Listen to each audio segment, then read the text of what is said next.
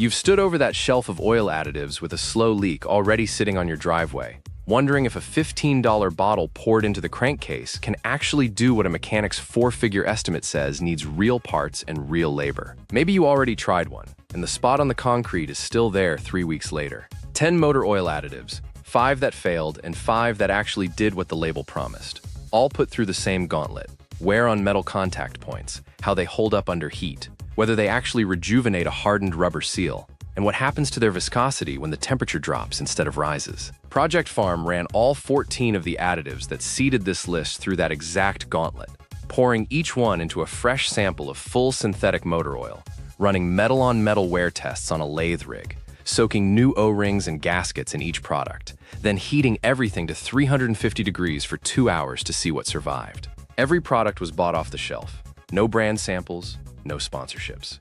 We're ranking the 5 that failed worst to least bad, and finishing with the 5 that earned a spot in your garage. 4 separate tests, 4 separate ways for a product to fail, even if it passes the other 3. The metal wear test used a belt-driven wheel pressed against a steel pin.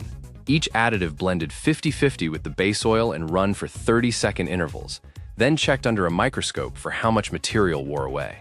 The heat test used a beaker of oil, heated to 350 degrees for 2 hours straight, weighed before and after to measure how much of each product simply evaporated instead of staying in solution. New O-rings and gasket strips soaked in each product for 48 hours at room temperature, then went through their own heat cycle to see whether the rubber actually softened and expanded or just sat there unchanged. And every sample spent 24 hours in a freezer, because a product that works perfectly at operating temperature and turns to sludge on a cold start isn't actually safe to run in most of the country for half the year. Oil additives sell on a promise that's genuinely hard for a shopper to verify at home. You can't see wear happening inside a running engine. You can't watch a seal rehydrate in real time from the driver's seat. That gap between what the product claims and what you're able to personally confirm is exactly the space marketing fills with words like instantly, permanently, and guaranteed. And it's exactly the space a controlled lab test is built to close. Number 5. Blue Devil Oil Stop Leak. Sold in an 8-ounce bottle running anywhere from $20 to $30 depending on where you find it. One of the most recognizable names in the stop leak category. The kind of orange and black bottle that's practically wallpaper at AutoZone. In Project Farm's testing, it separated from the base oil almost immediately, before the wear test had even finished, and it boiled off a significant amount of its own volume during the heat cycle, evaporating rather than staying in solution to actually protect anything. It did produce a reasonable amount of friction on the metal wear test, not the worst on the list, and it helped a little during O-ring testing. But a product that separates from your oil before you've even driven the car isn't a product doing the one job it was bought for, holding a uniform mixture together long enough to actually treat the seals it's supposed to be softening. Think about what separation actually means once the bottle's been poured into a running engine instead of a test cup. An additive that splits back apart from the oil doesn't stay evenly distributed across every seal and gasket it's supposed to be reaching. Some parts of the system get a concentrated dose, others get almost none. That's not a formula quietly underperforming. That's a formula that can't guarantee it's even reaching the leak you bought it for in the first place. More risk than reward is how the testing described it. And that's a fair summary for a bottle sitting at the more expensive end of this list.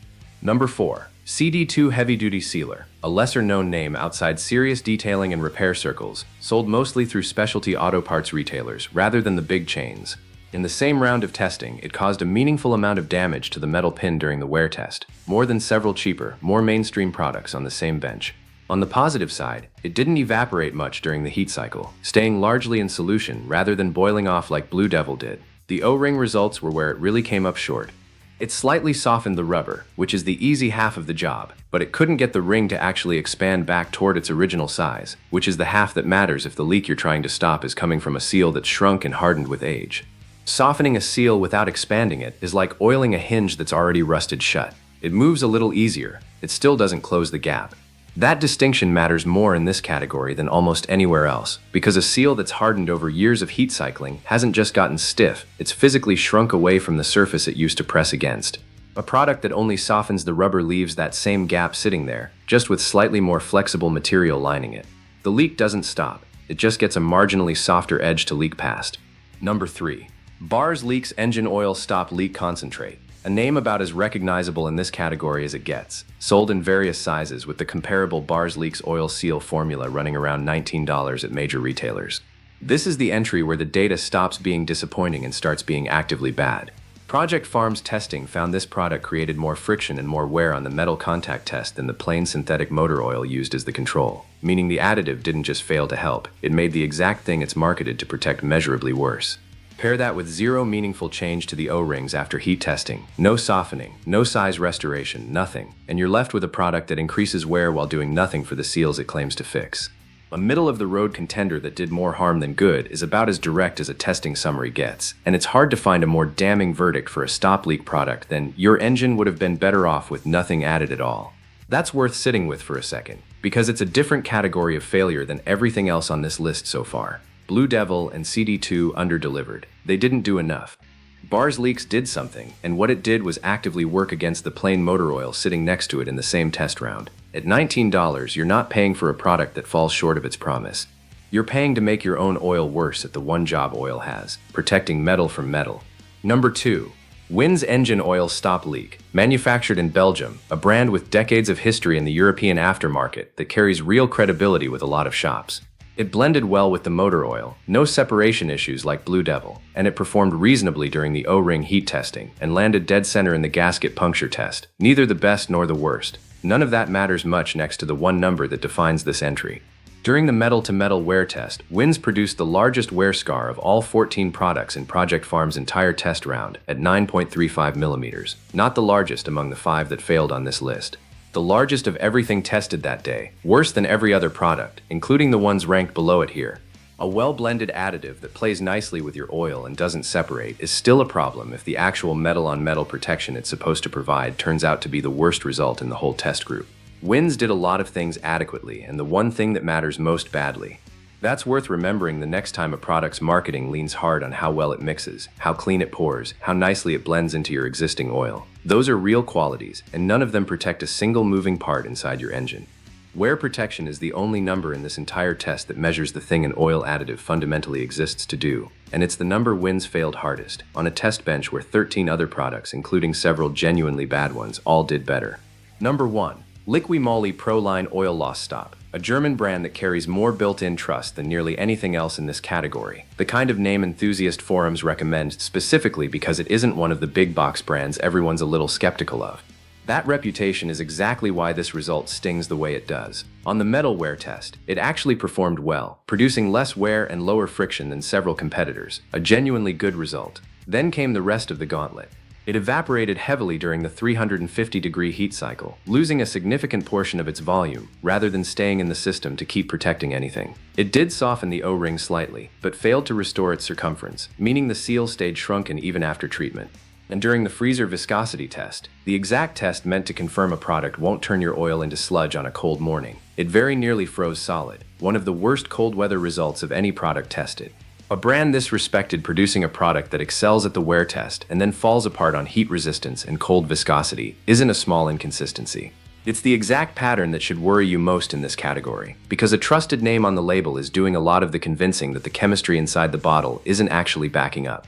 Every other failure on this list came from a brand you'd reasonably expect to compromise somewhere, a mass market name competing mostly on shelf space and price. Liqui-Moly is the brand people specifically buy to avoid that exact compromise, paying more because the name is supposed to mean the formula was engineered properly across every condition, not just the one test that happens to look good in a headline. 1 out of 4 categories with a strong result, and 3 where the same bottle either boiled away, failed to restore the part it was supposed to fix, or nearly froze solid, is not what that premium is supposed to buy. Now here's where the same testing, the same lathe rig, the same freezer, and the same 350-degree heat cycle turned up 5 products that actually held up. Every product below passed through the identical gauntlet that just took down Liqui-Moly's reputation and produced Win's worst wear number of the day. Nothing about the test got easier for the winners, they just performed. The first is ATP AT-205, sold as Reseal, an 8-ounce bottle running around $15. This is the product Project Farm's own testing ranked as the single best overall performer of all 14 entries. It settled at the bottom of its container and needed remixing before use, and it ran hot enough during the metal wear test to produce visible steam, which sounds concerning until you see what it did next. It returned the O-ring almost exactly to its original size, and left the rubber even softer and more flexible than a brand new seal, the best rejuvenation result in the entire test. It also handled the freezer viscosity test better than almost anything else on the bench. That combination, real seal restoration plus solid cold weather stability, is why it took the top spot. And a real owner's account backs it up outside the lab too. One longtime user on an oil forum described using it across nearly every fluid system in his truck, curing a valve seal leak that used to send up clouds of smoke on startup, with no return of the smoke or the leak months later. The same account is worth including precisely because it isn't a blanket endorsement. He also noted the additive couldn't save a transfer case output shaft seal that had already failed from a design flaw, needing an actual replacement instead. That's a useful distinction. The product didn't oversell itself as a fix for a seal that was mechanically beyond saving, and it delivered on the leak it could actually reach. $15, and it's the one product on this entire list where both a controlled lab test and an independent owner's real-world account point the same direction. The second is Sealube Seal Expander, the most expensive product in the entire test group at $35, and also one of the most convincing. It didn't do particularly well on the metal wear test, which is a real and worth noting weakness. Everywhere else it dominated. Best O-ring comparison results in the test, best performance in the heat comparison round, best viscosity ranking in the freezer test. 2 out of 3 major categories won outright, at a premium price that, unlike Licky Moly on the avoid side of this list, actually delivered results to match. That contrast is worth sitting with for a second, because it's the cleanest side-by-side proof on this entire list that price alone tells you nothing. Licky Moly and Sealube are both premium position products, asking you to trust a higher number on the price tag. One of them backed that number up in 3 out of 4 categories and cracked under the 4th. The other backed it up almost everywhere it mattered and was honest about the one place it didn't. If your goal is specifically restoring old, hardened seals rather than protecting against fresh metal wear, this is the one the data points to, with the honest caveat that you're not buying it for wear protection. The third is Bardol No Smoke Plus Stop Leak, a thicker formula than most of what's on this list, and thickness turned out to matter. It performed extremely well on the metal wear test, and it did not evaporate at all during the heat cycle, staying fully in solution through the entire 350-degree treatment. The trade-off is real. It didn't do much of anything for O-ring repair specifically, so if your issue is a shrunken, hardened seal, this isn't the product built to fix that particular problem. What it is built for is protecting metal contact points and staying stable under heat without breaking down, and on those 2 specific fronts it beat almost everything else tested that day, avoid list and winners list included. Think of it as the mirror image of Sealube, where Sealube wins the seal restoration half of this category and admits it doesn't help wear. Bardol wins the wear and heat stability half and admits it doesn't help seals. Neither product is trying to be everything. Both are honest, in the data, if not always in the marketing copy, about which specific half of the job they actually do well. The fourth is Lucas Engine Oil Stop Leak, a 32-ounce bottle running around $12, one of the more affordable and widely available products on this entire list. It requires a 1:4 blend ratio with your motor oil, rather than pouring in straight, a small extra step compared to some competitors. What you get for that step is consistency. It performs solidly across every single category Project Farm measured. O-ring testing that landed close to Bardol's results, viscosity testing that came back fine, heat treatment that held up without major evaporation, and gasket puncture results in a reasonable middle range. Nothing about Lucas's results is the best number on the chart in any one category. Nothing about it is a weak point either. At $12, with a name recognized in nearly every auto parts store in the country, a product that does reasonably well across every metric instead of excelling at one and failing at another is exactly the kind of consistency this category badly needs more of. If you don't know yet whether your problem is wear, a seal, or just general peace of mind before a long trip, this is the safest single bottle to reach for, precisely because it never bombed a single test the way half the avoid list did. The fifth is Justice Brothers Engine Stop Leak. This one comes with the most honest asterisk of the 5 winners, and it's worth stating plainly instead of glossing over it. During the heat cycle, it evaporated more than almost anything else tested, boiling off a substantial portion of its own volume. Normally that would be disqualifying on its own. What earns it a spot here is what happened to the O-ring afterward. Despite that heavy evaporation, it restored the seal's size and softness to nearly its original specifications, one of the strongest rejuvenation results in the entire test group, evaporation and all. If your primary goal is bringing a hardened, shrunken seal back to life, and you're less concerned with how much of the product survives the process to do it, the results say this one gets there. It's not the pick for someone who wants a product that stays fully intact under heat. It's the pick for someone who wants the seal itself fixed and is willing to accept that the bottle does its job by sacrificing a chunk of itself in the process, the same way a welding rod is supposed to burn away while doing its job, rather than staying pristine. Before you close this, here's the one rule that replaces everything you just heard. A stop leak or oil additive is really promising two separate things that don't always come as a package. It's promising to protect metal parts from wear, and it's promising to rejuvenate rubber seals that have already hardened. Almost nothing on this list did both well. Sealube and Bardol are the clearest proof of that split, one dominating seals while shrugging off wear protection, the other dominating wear while doing almost nothing for seals.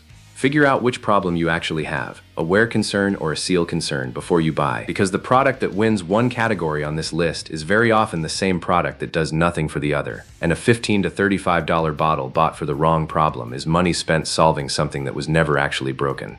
It's also worth remembering that brand trust and lab results aren't the same currency, and this list is the clearest proof of that on either side. Liqui Moly's name bought it nothing once the heat cycle in the freezer got involved.